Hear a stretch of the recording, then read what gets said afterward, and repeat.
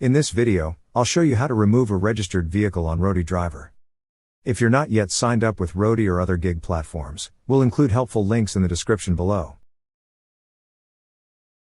To start, open the website drive.roadie.com, then enter your email address and password on the field provided. Once entered, click on Sign In. A 6-digit code will be sent to the number you have provided. Enter it on the field provided. Then click on Submit. Once you're signed in, you will see several tabs at the left side of the screen. Scroll down a little. Then, you will see a section for My Account. Under My Account is an option that says Driving Info. Click on Driving Info.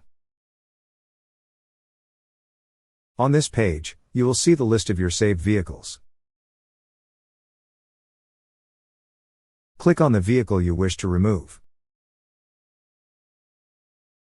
Next, scroll down to the bottom. Then you will see an option that says Delete Vehicle.